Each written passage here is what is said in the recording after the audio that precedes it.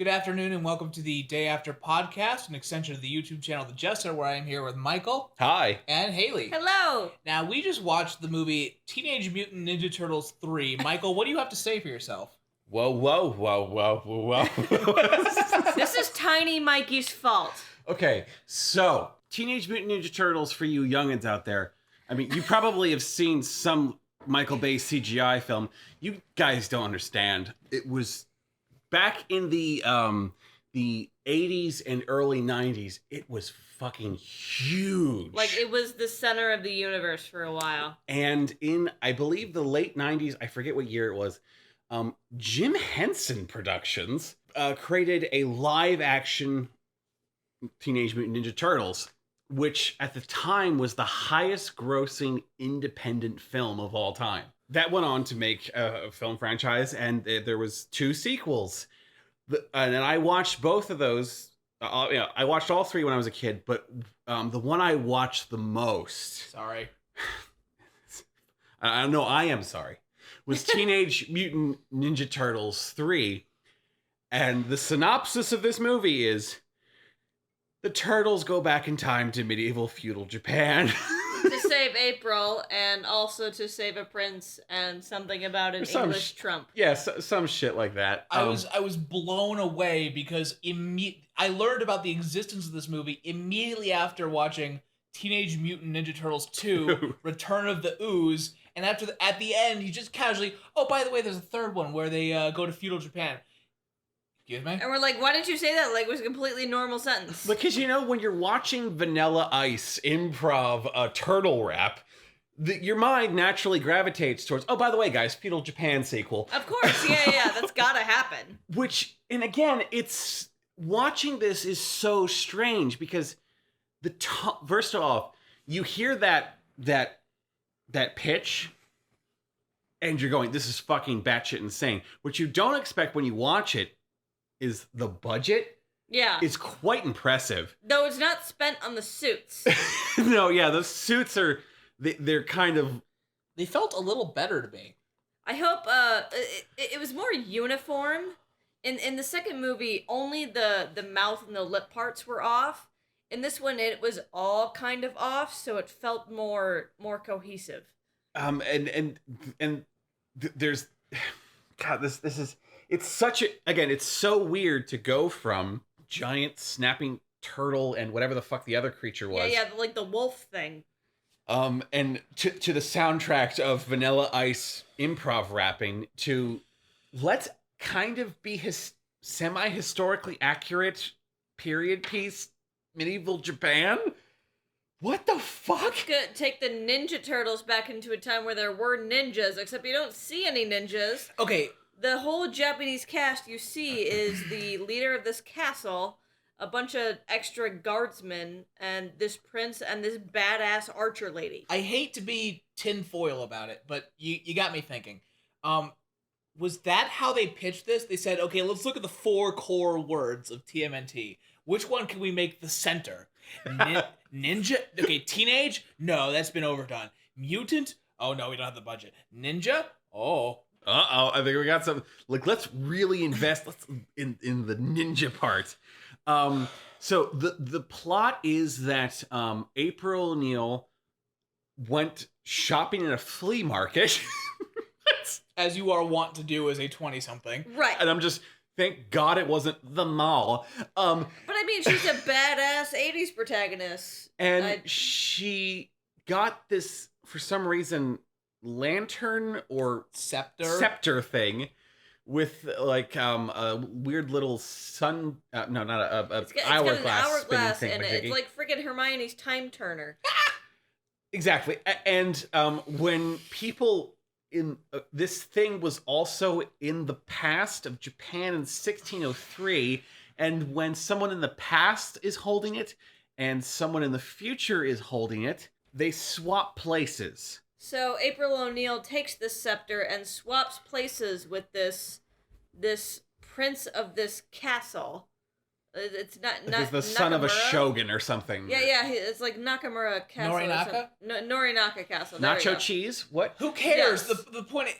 well, a character's named Yoshi, and I know that that's a normal. That's the kid. That's the kid. That's a normal name, but back in the 90s, no. You know they were thinking about Mario's dinosaur. Right. So okay, so then the Ninja Turtles follow April O'Neil into the past, holding the scepter together, simultaneously changing places with 4 samurai guards. We will get back to that.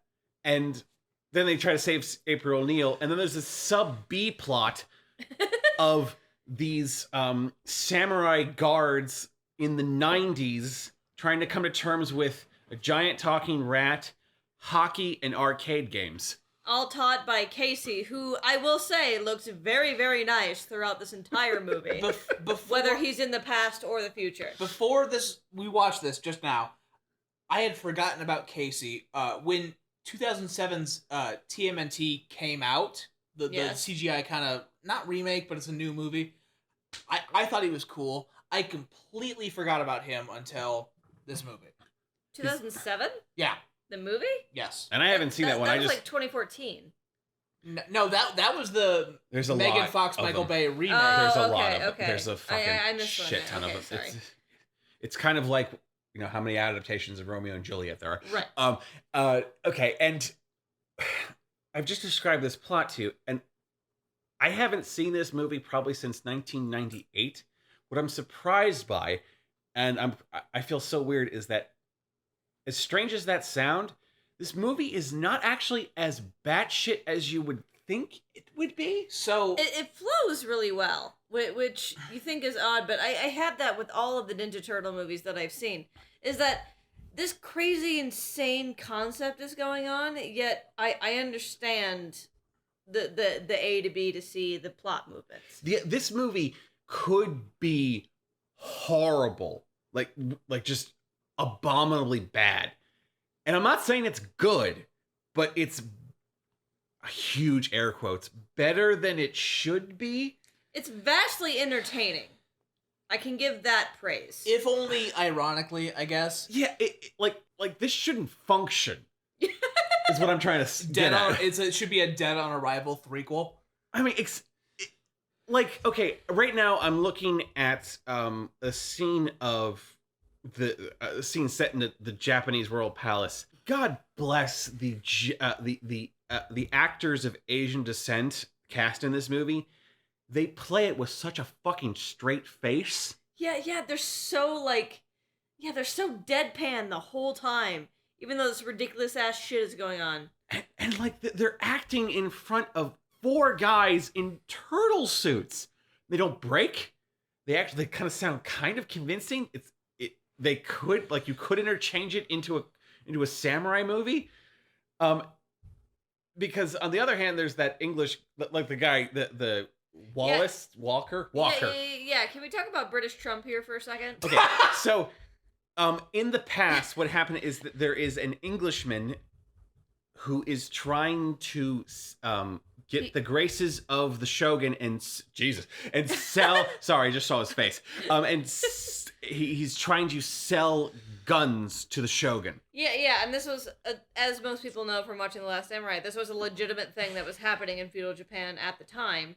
And he is chewing scenery left and fucking right. Probably not British at this point, as Milo said, probably more Portuguese. But oh well. But whatever. But this guy has this weird ass fucking weird looking spray tan.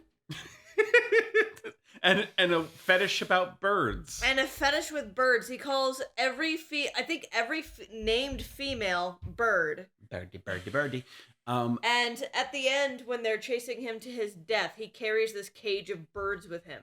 He just wants to make sure that his little canary or whatever the fuck it is doesn't die. And he's like, okay, this is like the one thing of humanity that we see in this guy. But Milo had an interesting comment. This guy is more interesting than Shredder. Phenomenally more.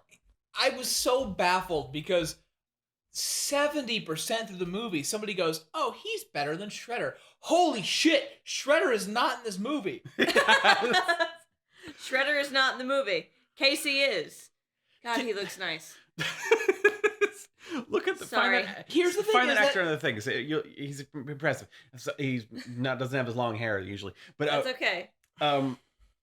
But okay, so there's that, and again, just the surprise that this movie is not as batshit as I would expect, but it's chock full of these Ninja Turtle one-liner isms. Yeah. Because But you kind of come to expect that by this point, yes, right? and it's kind of they talk like an English dub of a Digimon anime or something. Like they cannot shut the fuck up. And they never have a quiet moment, even if it's just saying like yeah or or like there's always like a beat of dialogue there where like mentally you don't think there should be. There's a quiet moment of them silently running across the rooftops. It's like, boy, man, Japan sure is weird. Shut the fuck up. And it's so just there's just I lost count of how many times I face palmed.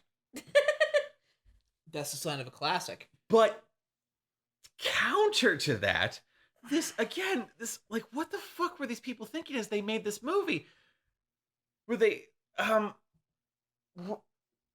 where there's moments where they're like, you know what, actually, let's slow down. Let's have a moment where Raphael sees a waterfall for the first time in his life and decide, It's just like there's no beer cans, there's no tires bums and sleeping stuff. under When it. was this ecological Captain Planet shit in place? it's actually the same time period.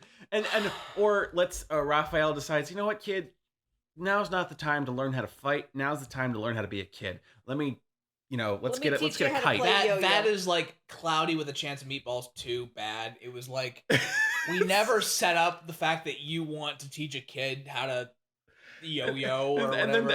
And then Michelangelo gets this scene with like, yeah, so like, I know you're like, your boyfriend's on a magic journey in the future. You want to fuck? Yeah, Michelangelo is totally fucking thirsty for that archer lady the entire movie. There's this boss ass bitch with a really deep voice who I have to admit I find very attractive. And he wants to fuck her with his nunchucks. Really quick aside, because I find this fucking hilarious. This movie had to be censored in the UK because the UK does not allow nunchucks into their country. But katanas, that's fine. Well, and I was like, okay, so there's so many like things that the British would not want to be representative of themselves in this movie, like British Trump, or his general foppish attitude, or all of the like weird peasants that act as his guard that speak in like god awful Cockney accents. Go ahead. No. The thing that the British can't stand in this movie is the fucking nunchucks. Do you guys find this movie to be culturally insensitive? I think it's all in good fun, but I'm not the culture that they're representing. So I mean, take that for what it was. Okay, if you, a tiny part of my brain is going yes, but the second part is going, if you find yourself being insulted, like morally injured by Teenage Mutant Ninja Turtles 3, you're going down. You are so sensitive and fluffy, and you're made out of cotton candy. Delicious. Right, like if you don't know what you're getting into by now, because again, this franchise has, by the time this movie comes out, has deep roots in pop culture. So if you're offended by Teenage Mutant Ninja Turtles 3, like you need a reshuffling of your priorities, dude. We had a betting pool before the movie started. How long until they referenced the fact that feudal Japan did not have pizza? 13 minutes. 13 minutes by the way. And 47 seconds. And surprisingly, what it looked like, he didn't make New York pizza. He made Chicago pizza. It was deep pan. Oh yeah, he did the deep pan upside down Yeah. thing. He's fucking touching it without his fucking hand. Sorry. Yeah, so of course they make pizza in feudal Japan, and I was surprised that... Oh, sorry. No, that was it. I was surprised what they didn't have is the scene where, in the past, the Ninja Turtles were like, that's not how you dance, man. This is how you dance. And then Vanilla Ice starts playing over the speakers. Yeah, that happened in the future. So, congratulations to that, I suppose. Good job, guys. And speaking of the future, I cannot explain to you how fucking entertaining this B plot is. All right, here we go. It's 4 of these guardsmen that were supposed to guard the king or whatever, going around New York, learning what hockey is, learning what TVs are, and Casey just fucking like herding cats around the city, trying to figure out how to keep them contained for when the scepter gets activated again and they have to go back to the future. I would have liked more of the future B plot. Yeah, I think that would have been way more entertaining than some of the shit that was going on. When you prepped us for how BS this movie is, and how little we had to set our expectations, when you said B plot, I'm like, oh god, this is gonna be like 35% of the movie. I was so disappointed. Yeah, it's rather minimal. It's basically they're angry. Let's divert that. I bet they'll like hockey. Okay, they like hockey. Then let's have them dance at a bar and play arcades. It's like 3 scenes, I think. 3 or 4. It's like how most history textbooks have the women's studies portion. It's like, also women were doing stuff, and they were like this percentage, and they were kind of, but let's get back to this other stuff. So historically, I'm not okay with fiction where a past person comes to the present, because I saw a romantic comedy once where a guy was like, flying steel dragon. And I'm like, oh, okay, you saw that once. It offended me. And it was a couple of months ago. It offended me so much. I'm like, okay, I have no hope for this past person. If you're gonna get offended by Netflix romantic comedies, we need to have a talk. That's the first and only time you've ever seen that trope. I've seen it before, but it was so offensive. I'm like, just give me a balls to the walls past person comes to the present scene, and kind of it what was they great. did. All they did was play hockey. One note. I love it. And all they learned from his is mask on, and basically they watched hockey on television. They go, "Oh, you just beat the shit out of people, right? Okay, I can do that." I have a comment for the panel. Yeah. Can we talk about the fact that when the turtles go back in time to feudal Japan, they eventually find this scroll that shows that turtle hybrid their turtle hybrid ancestors, like thousands of years ago, came and defeated this king guy's ancestors, and now he has it out for them. I'm glad you brought that up, because I find this to be an inconsistency in the Teenage Mutant Ninja Turtles mythology. Actually, For you see, In the second one. I didn't think you were going to carry this to its conclusion. Please continue. In the second one, the second one is the origin story. Right. Where they explain, like, oh, there was this vial of radioactive whatever the goop, and it breaks in a sewer system, and that's why they grew up to be giant turtles. And then you see the scroll of apparently, these hybrid turtles were existent in Japan like fucking thousands of years ago. Which either suggests that the turtles were in the past, or eventually they will go back, but even further into the past. And that was a drawing of them. Why am I going this deep into this? I don't know. They were so excited to find the scroll, though, and then nobody ever talks about it again. Okay, the reason why I can't believe I'm emphasizing this and focusing on it is because if you recall, when they find out that they're from like some kind of vial of goop, and they talk to the scientist, and they're talking to the rat dude, I just forgot his name. They're like, I think it's Raphael or something, or one of them is, or Leonardo. One of them is going like, "That's it." I thought it was something like grander or something. I think Donatello says that. Yeah, it was. actually. Donatello was all bummed about that's his origin story. Yeah, like that's all we get. It was just a random happenstance. But now they have a little bit of mystery about. No, maybe there's something deeper. But also, there's no evidence of the fact that all 3 of these movies are canon with each other, let alone the wider mythos. I wonder how tightly guarded the TMNT mythos is. Like Star Wars, the canon, they're very hardcore. This is canon. This is not. This is not. This is not. I don't think that such an edgy, radical 90s property would be that concerned with canon. Fuck, I mean, they only had separate identities when that crappy cartoon came out in the 80s. Yeah, and are all the movies connected? Are they all canon? Do they all have events that harken back to the comics? And where does Chef Boyardee come into this? Here's my recommendation for anybody watching these movies. Chances are you've already seen the first one and enjoyed it. And you're like, oh, I don't want to watch the second and third one because I heard they were bad and I don't want to ruin my favorite childhood thing. No. Definitely watch it, if only to see, like even if you drop the TMNT bit, there's something vastly entertaining about 2 and 3, especially 3. I'm looking at April O'Neil's legs right now. So, I'm not gonna lie, before we started, I said, we're not gonna play a Let's Play that we decided the game isn't funny anymore. Let's watch a TMNT. Because my good boy showed us 2. And I'm like, what's better, 1 or 3? Well, I watched 3 really good, and 1 is too good a movie. Yeah, 1's like a legit good, fun, entertaining movie. And this is more ironically fun. Yeah, 3 is better than it should be, but nothing more. I wanted a 2. I got a 4.5. That's about right. Yeah. Yeah. That's about right. So okay. Final thoughts, guys. I want to go through. Oh yes, please. Because you asked me to make notes. This bullshit excuse for why English Trump speaks English. I began it with saying he speaks English because English traders at one point. Blah, blah, blah, blah. Yeah, okay, so John has taken notes of some of the craziest shit that happens in this movie. But which we lost count of. Right, but some of the more memorable ones. And I want to emphasize this as somebody who is actually, likes history.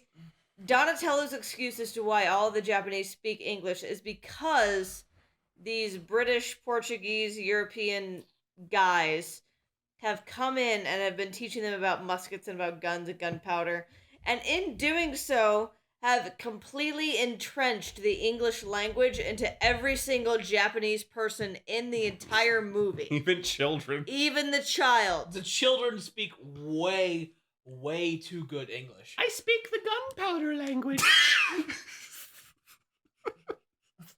So part of me died a little bit inside when Donatello gave that explanation. My wife gave dying breath face palms during this movie, 2 or 3. It was bad. While they're trying to figure out how to go to feudal Japan, Donatello's you gotta subtract the cosine from the phalanger. Yeah, I believe it was you gotta subtract the cosine from the imager, the imager or something, and then add the phalange. You gotta add the phalanger.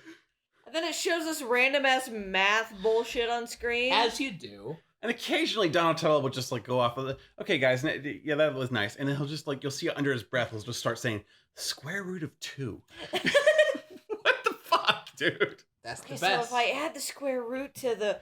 How does that help you fight a Japanese shogun, dude? Because they don't know irrationals. I'm gonna give him a haircut. Wet Willy time.